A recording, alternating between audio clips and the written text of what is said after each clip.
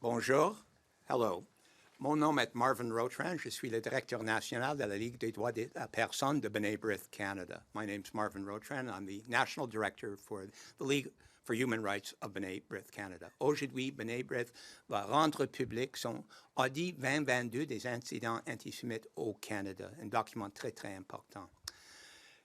Le format pour aujourd'hui va être le suivant.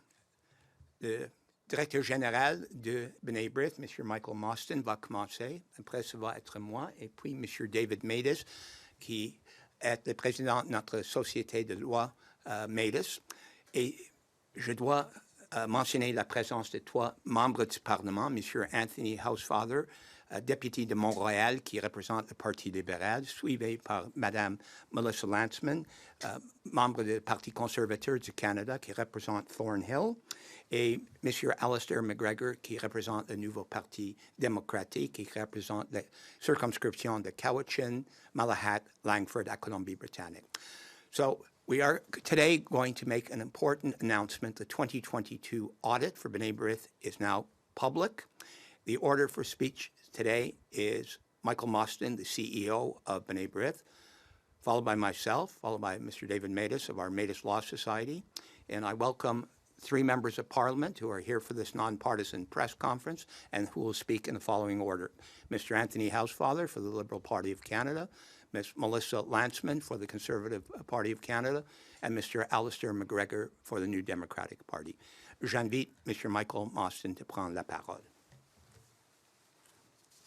Good morning. My name is Michael Mostyn, Chief Executive Officer of B'nai Brith Canada. I'm pleased to be joined this morning in the presentation of the 2022 Annual Audit of Anti-Semitic Incidents by Marvin Rotrand, National Director of B'nai Brith's League for Human Rights, and David Matus, Senior Legal Counsel to B'nai Brith Canada. We're also honored to be joined by members of Parliament representing multiple political parties, the Liberals, the Conservatives, and the NDP, who care about the state of anti-Semitism in our country and are committed to doing something about it. Thank you, MPs Anthony Housefather, Melissa Lantsman, and Alistair MacGregor for participating in this press conference with us today. B'nai Brith and its League for Human Rights are Canada's most senior Jewish human rights organization, having an extensive presence throughout our country since our founding back in 1875. The League has been publishing its audit of anti-Semitic incidents since 1982, in order to track the trend lines for this particular form of hatred, so that we can better understand how we are doing as a society and better learn how to confront it. Although all audits of this kind represent an underreporting, we thank all the Canadians who continue to use our anti-hate app, hotline, and online reporting so that these instances can be documented, and so that B'nai Brith can make best efforts to counter this hate. We also thank police forces across the country for sharing their own statistics to help better inform our audit. Allow me to begin with a broad overview before passing the mic to my colleagues for their further analysis.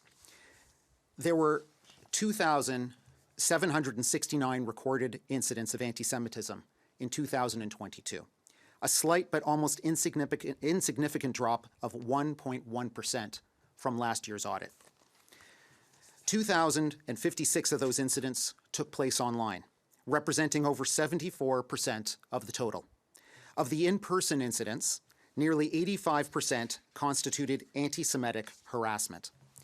While most provinces trended downwards last year, Ontario jumped over 64% in incidents since 2021. Acts of vandalism increased from 264 to 404, while in-person harassment dropped from 367 to 284 in 2022. There was also a drop from 75 acts of violence to 25 last year.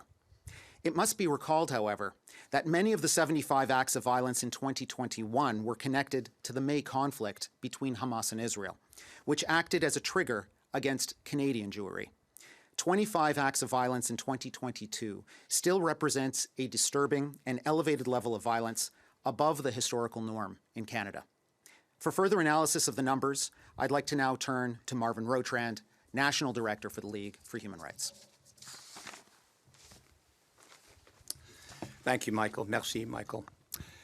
As my colleague indicated, we observed a decline of 1.1% in incidents this year. dropped from 2,799 recorded in 2021 to 2,769. We don't take a great deal of joy in that. It is the second highest number of incidents we have recorded in the 41 years that we have been auditing. In 2020, the number of incidents was 2,610. A decade ago, in 2012, the number of incidents were 1,345. In a decade, the number of incidents have increased by nearly 106%. One of the most evident features is that hate has moved online. The haters have discovered anonymity and the ability to reach a large audience and spread misinformation and disinformation. Every year, there has been an increase in online hate. This year, our numbers reached essentially the same figure as 2021, 2,056 incidents online. The level of online hate underscores the need for legislation that can effectively blunt online hate.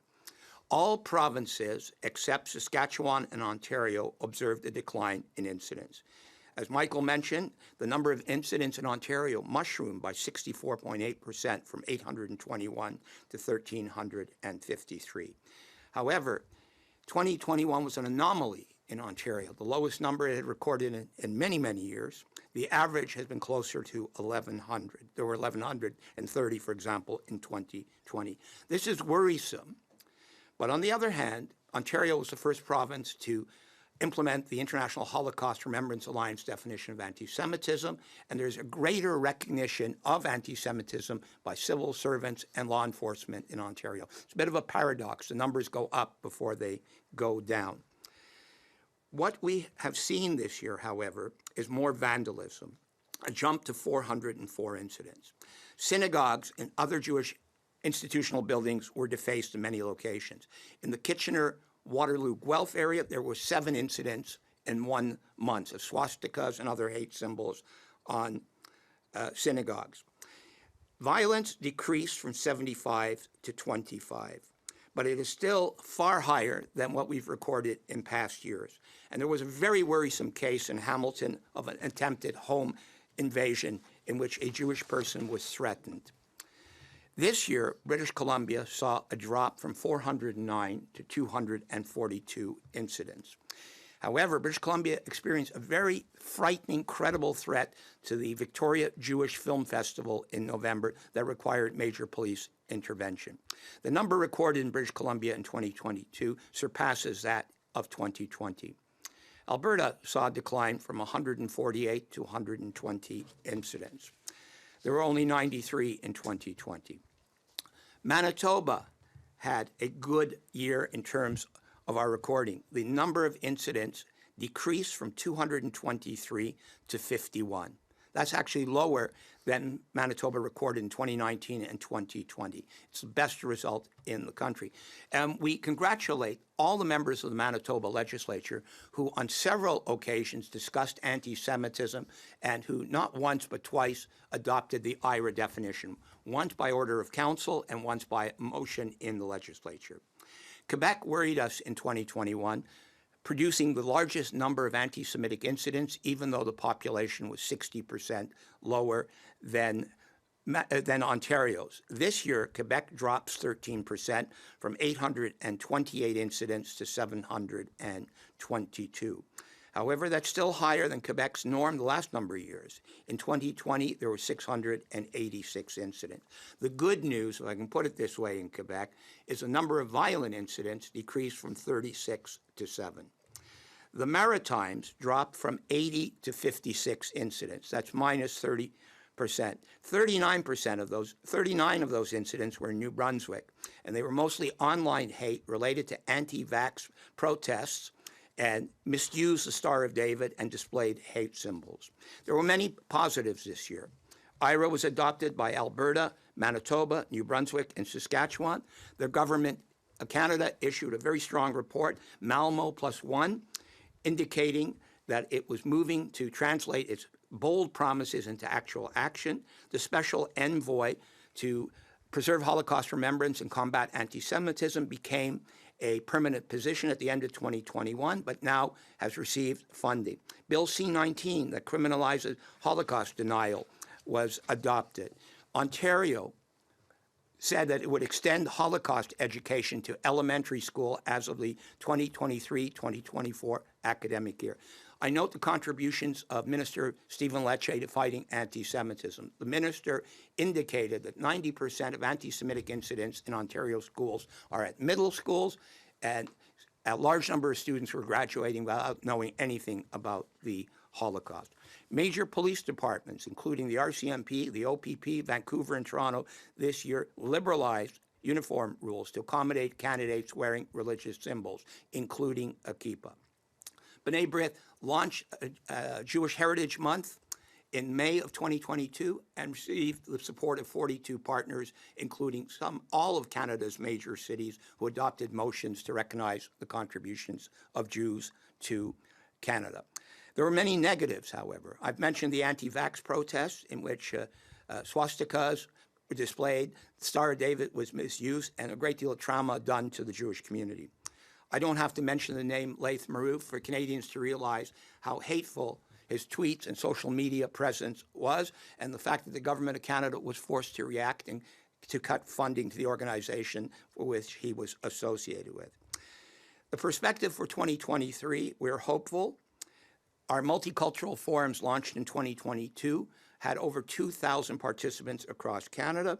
We are working with the Black community and the Asian community for events to be held in May and June. We're hopeful that other provinces will adopt IRA and that major cities and provinces that have not will follow the example of Vancouver and Richmond in British Columbia, which last November and this past February adopted IRA. But antisemitism is still with us. Je termine en français pour dire les chiffres en Québec sont beaucoup améliorés en comparaison avec 2022. Le nombre des incidences en 2022 était 828, en 2021 était 828, en 2022 722, qui est une diminution de 13%. Mais c'est toujours un chiffre qui est inacceptable, qui inclut 7 incidences de violence. Et au Québec, en 2022, il y a 34 actes où il y a des attaques contre les institutions et les synagogues juives. Mais avoir dit ça, je dois noter la coopération du gouvernement du Québec, le gouvernement Legault, avec lequel on a des grandes différences sur la loi 21 et la loi 86, était toujours là pour dialoguer avec nous autres. Et on va travailler avec eux comme partenaires, comme on va faire avec les autres provinces. I thank you for your time this morning, and I invite David Matus from our Matus Law Society to take the floor. Okay, thank you very much. Statistics Canada police reported hate crimes for 2021 reports that for hate groups targeting racialized or religious groups, the rate of police reported hate crimes targeting the Jewish population was 145 incidents per 100,000 population. The next highest rate was hate crimes targeting the Black population, 41 incidents per 100,000 population. Third was the Arab and West Asian populations at 17 incidents per 1,000 population. Fourth was the East and Southeast Asian population at 9 incidents per 100,000 population. Fifth was the Muslim population at 8 incidents per 100,000 population. On a per capita basis, the Jewish population is the most victimized, racialized, or religious community by far. The Jewish community victimization is a multiple of 3.5 times greater than that of the next most victimized group, the Black population. Jewish victimization is 8.5 times greater than that of the Arab and West Asian population, 16 times greater than that of the East and Southeast Asian populations, and 18 times greater than that of the Muslim population. If you are Jewish, you're far more likely to be a victim of a hate crime than if you are a member of any other racialized or religious group. The differences are not just differences in numbers. They are differences in orders of magnitude. The differences are not just digits, they're multiples. The number of incidents the audit reports, as we've heard, is 2,069. The figure for 2021 was 2,799. We can see that there's a big difference between police-reported incidents and total incidents. For 221, the difference between anti-Semitic incidents reported by the audit and police-reported hate crimes is 2,654. If we extrapolate the decrease from the audit in incidents to police-reported hate crimes in 2022, we see in the audit the difference for 2022 between anti-Semitic incidents reported by the audit and police-reported hate crimes would be 2,626. Police-reported hate crimes are, therefore, the tip of the iceberg. Police-reported anti-Semitic hate crimes represent about 5% of total anti-Semitic incidents reported by the audit. The audit-reported incidents are themselves, as we've heard, an undercount. The audit does not include in the total every incident reported to B'nai Brith. B'nai Brith has a rigorous verification process, and not every incident comes to the attention of B'nai Brith. In a nutshell, anti-Semitism in Canada is a big problem. On a per capita basis, the biggest problem by far amongst racialized and religious communities. The response to the problem should be commensurate with the dimensions of the problem. Thank you. I now invite Anthony Housefather, member of the Liberal Party and member for Mount Royal, to take the floor.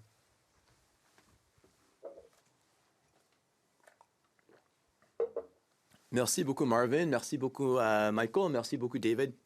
C'est vraiment apprécié que B'nai Brith fait cet audit chaque année parce qu'on a besoin des faits quand on parle de l'antisémitisme, quand on parle de la haine. Puis B'nai Brith nous offre les statistiques qui sont probablement les plus bonifiées dans tout le pays. Et j'aimerais aussi remercier Melissa puis Alistair d'être ici parce qu'il faut attaquer l'antisémitisme dans une manière non partisane. And we need all political parties and everybody to be involved in the fight against anti-Semitism because it's all of our fight.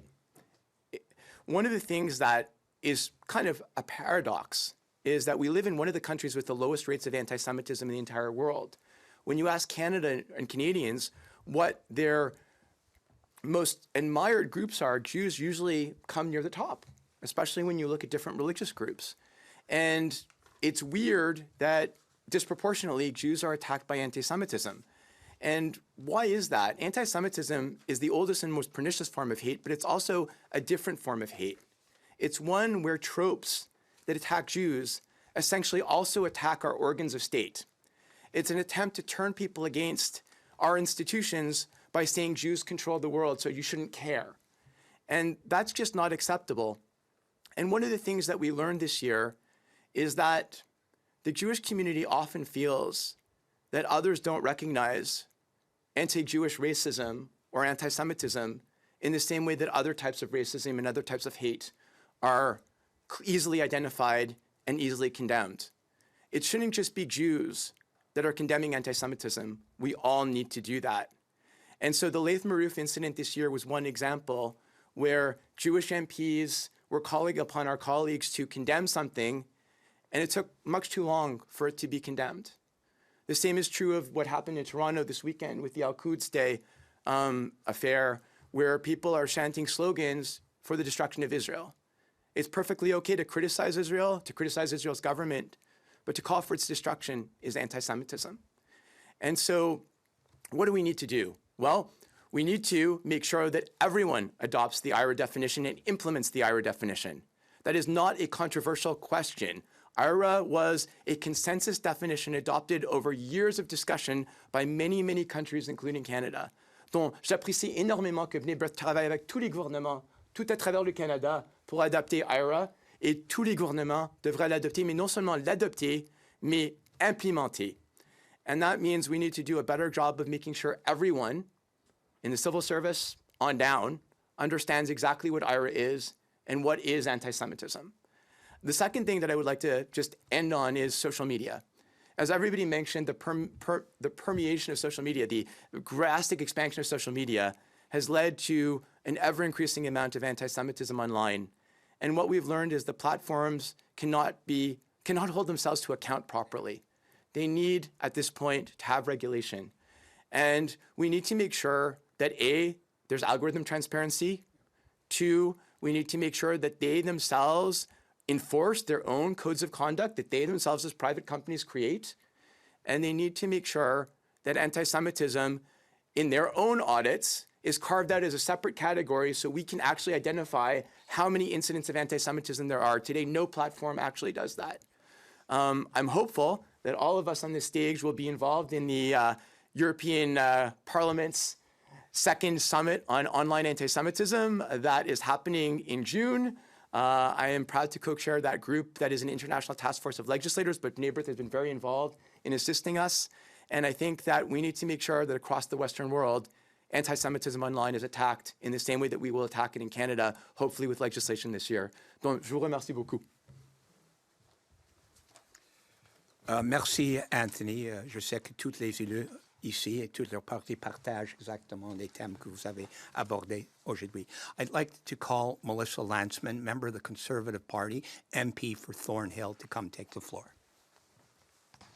Thank you, Michael and Marvin and David for being here, and thank you to my colleagues in the House, and particularly to Anthony, who is often a lone voice of reason on this file and so many others when it comes to the hallways of this building, and frankly for Jewish communities right across the country. And thank you, of course, to B'nai Brith as an organization who, for the hard work that they do day in and day out to make this audit a reality. And I know the team puts a lot of effort each year into the audit and are extremely vigilant when it comes to monitoring these types of crimes in our country. And usually the culmination of such hard work is, and the release of such a report is a cause for celebration. But I think it's clear that there is nothing to celebrate here in Canada when it comes to the alarming rise in anti-Semitism that we are faced with. We are in a crisis.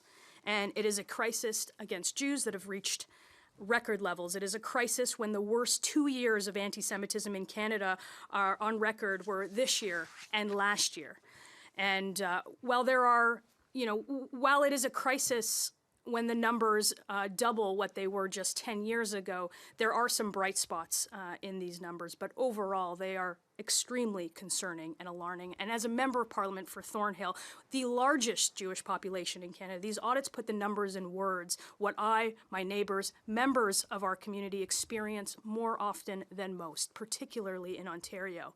And if you ask any one of them, they too will tell you that it is a crisis. When children can't go to school, that are being confronted by swastikas and anti-Semitic graffiti, it is a crisis. When small businesses are harassed because their owners are Jewish, it is a crisis. And when our homes are attacked specifically because there is a mezuzah, a scroll on the door, it is a crisis. And when there are silence, and when there is silence from trusted voices who know better, it is a crisis. And tonight marks the beginning of Yom HaShoah, the remembrance of the Holocaust.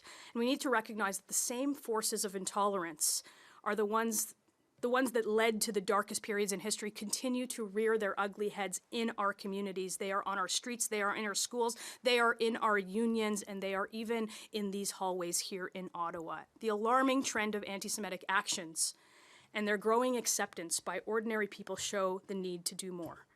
Not only through the definition of IRA, again, an uncontroversial definition, I think we agree on that, online and in our communities. It is one of the oldest hatreds, but the reference point and the reason I mentioned tonight's starting of Yom HaShoah is that that is in recent memory.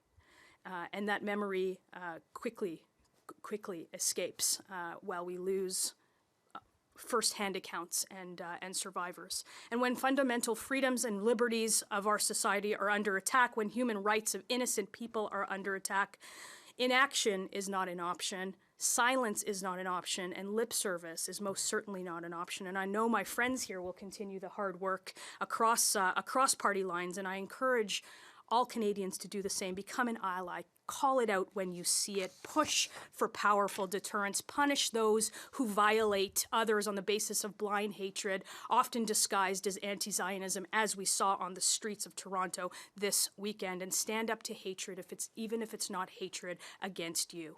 Seek out the education on anti-Semitism, which so many organizations, including B'nai Brith, are providing in this country, and support organizations like B'nai Brith who do that vital work. Our commitment to build a safer and freer and just Canada, where Jews and members of all religions, races, and creeds are safe, shouldn't just be a once-a-year press conference. It shouldn't be a political calculation. And I'll continue to call it out no matter what the consequences are, and I'll humbly ask you to do the same, just as my colleagues have throughout their entire careers. Thank you.